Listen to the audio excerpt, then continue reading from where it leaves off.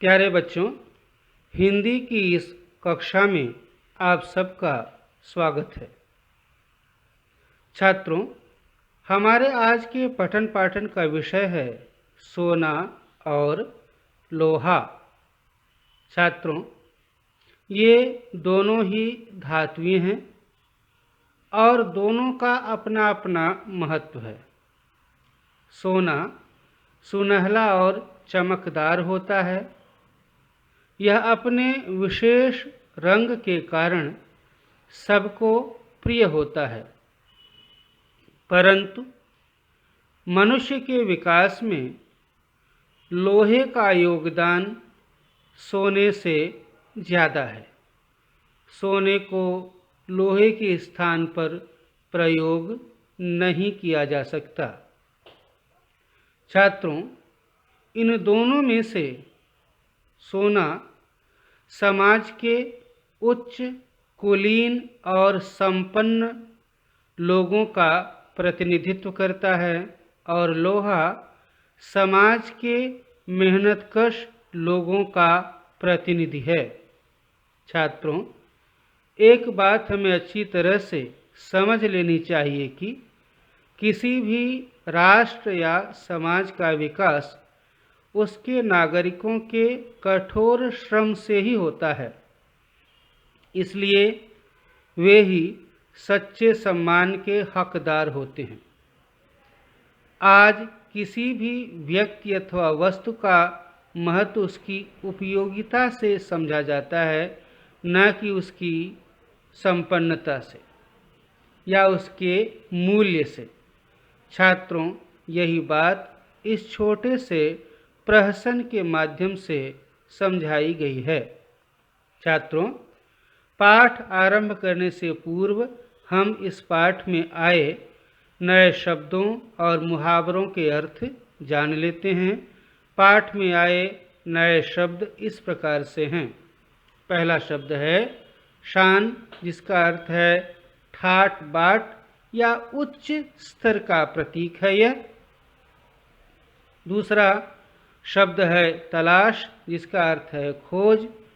तीसरा अर्थ है तिजोरी, लोहे का संदूक या छोटी अलमारी, इसमें बहुमूल्य कीमती वस्तुएं और रुपए आदि रखे जाते हैं। अगला शब्द है उपयोगी, जिसका अर्थ है लाभदायक, काम में आने वाली या आने वाला। अगला शब्द है धनिक, इसका अर्थ है धनवान या पैसे वाले लोग। अगला शब्द है श्रमिक, इसका अर्थ है मजदूर। और छात्रों, यहाँ पर तीन जो हैं शब्द हैं कुदाल, फावड़ा और खुरपी। ये दोनों कृषि कार्य में अर्थात खेती के काम में आने वाले महत्वपूर्ण औजार हैं। यदि आपने कहीं खेती बाड़ी का काम देखा होगा तो आपने इन्हें अवश्य ही देखा होगा। इनमें से एक है कुदाल। यह मिट्टी खोदने के काम में आने वाला एक औजार है जो फावड़े से कम चौड़ा होता है, मतलब पतला होता है। फावड़ा मिट्टी खोदने तथा हटाने के काम आने वाला औजार, यह आप लोगों ने शायद देखा होगा। खुरपी घास छीलने का एक औजार है। इसके बाद यहाँ पर दो मुहावरे हैं। एक मुहावरा है दिन लद जाना, जिसका अर्थ है बीती बात होना या समय उनका निकल जाना। अगली जो है कहावत है। कहावत क्या है? तू डाल डाल मैं पात पात, अर्थात तुम निपुण हो तो मैं तुमसे अधिक निपुण हूँ, तुम चालाक हो तो मैं तुमसे ज़्यादा चालाक हूँ। इस कहावत का यही अर्थ है। छात्रों, अब हम पाठ की ओर चलते हैं और पाठ की एक एक पंक्तियाँ, एक एक लाइनें पढ़ करके उसका भाव और अर्थ समझने का प्रयास करते हैं। पाठ आरंभ होता है सोने के संवाद से। सोना क्या बोलता है, पहले उसको हम सुनते हैं, फिर आगे बढ़ते हैं। सोना क्या कह रहा है अपनी शान में, अपनी तारीफ में? सोना कहता है मैं सोना, मैं स्वर्ण, मेरी भी क्या शान है। कहते कि मेरा तो ठाट बाट बहुत ज़्यादा है, कोई मेरी शान की बराबरी, मेरे ठाट बाट की बराबरी नहीं कर सकता। जिसे देखो मुझे चाहता है, मेरे गुण ही ऐसे हैं। बताता है कि मुझ में ऐसे गुण हैं। गुण क्या है उसका? चमकीला पीला रंग, जो किसी भी स्थिति में मंद नहीं पड़ता, मलिन नहीं होता। लोहा कहता है नमस्ते। किसको नमस्ते कह रहा है? सोने को। क्या कह रहे थे? मेरा रूप ही ऐसा है, मेरे गुण ही ऐसे हैं। सोना, मैं क्या झूठ बोल रहा हूँ? मेरा चमकता पीला रंग देख, संसार में मैं सबसे सुंदर हूँ। कहता है, सोना कहता है कि संसार में जितनी भी धातुएं हैं उनमें मैं सबसे सुंदर हूँ। लोहा, सोने, पहले यह तो बता कि तू तिजोरी से बाहर क्यों आया? लाख बार कहा कि तेरा बाहर आना खतरे से खाली नहीं है। खतरे से खाली किसके लिए? सोने के लिए भी और लोगों के लिए भी। अगर वह बाहर आएगा तो लोग चुरा लेंगे। दूसरी बात क्या है कि उसे पाने के लिए लोगों में परस्पर संघर्ष होगा। तो हर तरह से क्या है, सोने का बाहर आना जोखिम भरा है, खतरनाक है। और कहते हैं लोहा कहता है तेरी रक्षा का भार मुझ पर है। क्यों भार मुझ पर है? आप इस जानते हैं कि जो सोना वगैरह है, कीमती जो वस्तुएं हैं, बहुमूल्य चीज़ें हैं, उनको हम लोहे की ही अलमारी या सेफ में सुरक्षित रखते हैं। इसलिए लोहा कहता है कि तेरी सुरक्षा का भार मुझ पर है। सोना, राजा की रक्षा उसके नौकर चाकर करते ही हैं। सोना कहता है कि यदि तुम मेरी सुरक्षा करते हो, रक्षा करते हो, तो मुझ पर एहसान नहीं करते, उपकार नहीं करते। यह तो तुम्हारा उत्तरदायित्व है, कर्म है, धर्म है। मैं राजा हूँ और तुम नौकर हो। नौकर या सेवक तो राजा की देखभाल, रक्षा, सुरक्षा, सेवा करते ही हैं। इसमें कौन सी बड़ी बात है? या तुम मुझ पर कोई उपकार नहीं कर रहे हो। लोहा, अच्छा तू राजा और मैं नौकर? मेरे एक चाटे से तेरा रूप बदल जाएगा, चल भीतर। सोना, भले ही तुम मुझसे बड़े हो, मगर मुझे डांटने का कोई अधिकार नहीं है। क्यों नहीं? वो बताता है कि मेरा मूल्य तुमसे कई गुना ज़्यादा है।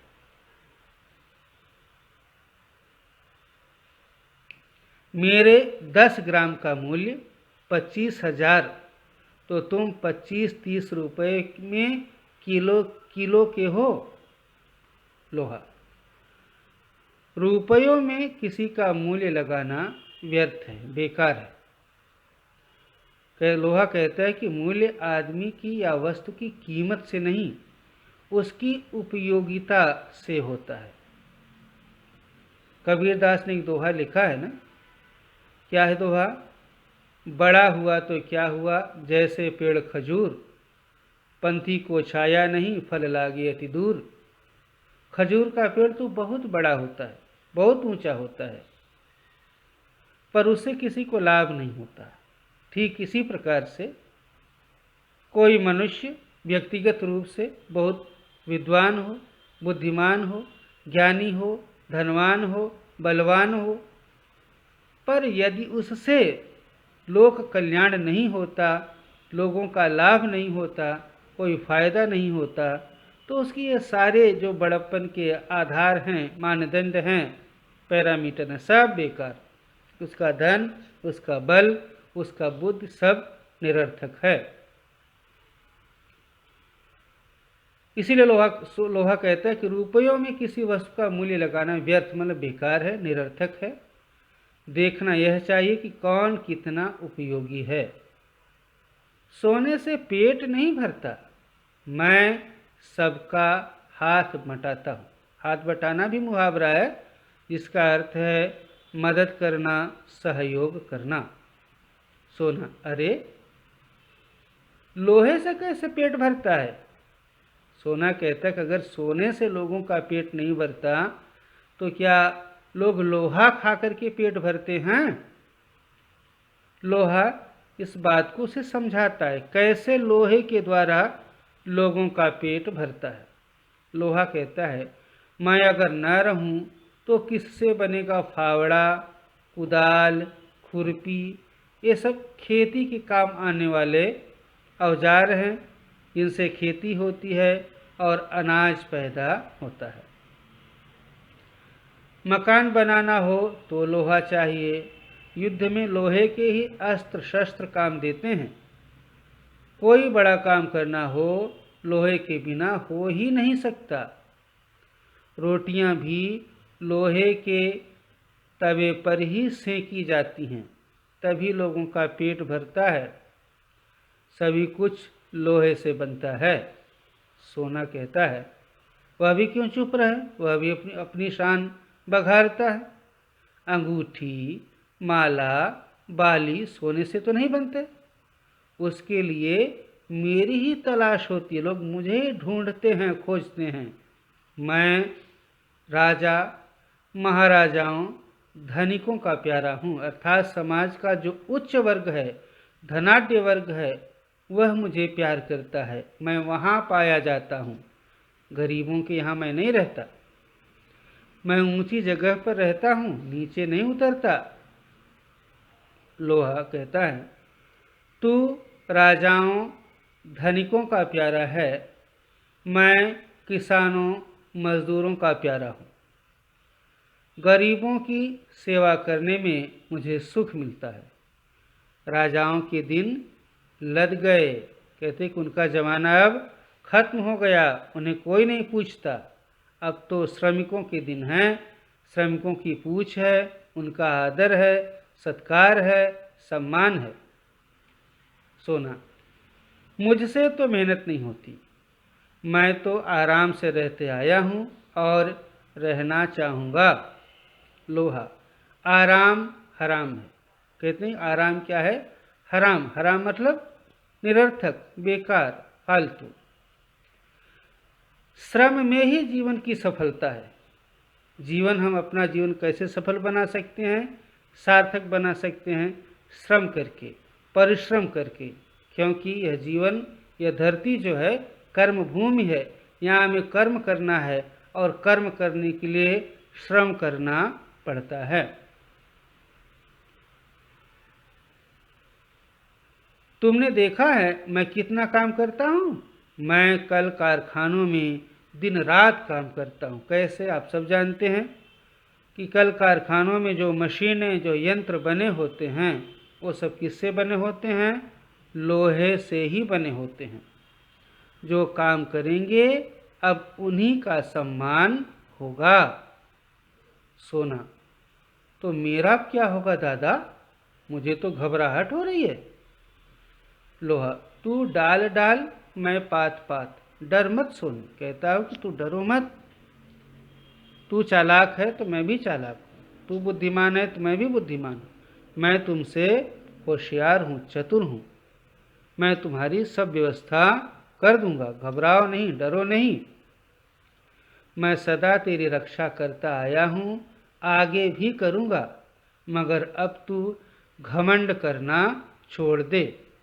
सोना, छोड़ दूंगा भैया, मगर मेरी रक्षा करना। लोहा, अच्छा अच्छा, तू मेरा छोटा भाई है ना? चल भीतर, बिना पूछे बाहर मत आना।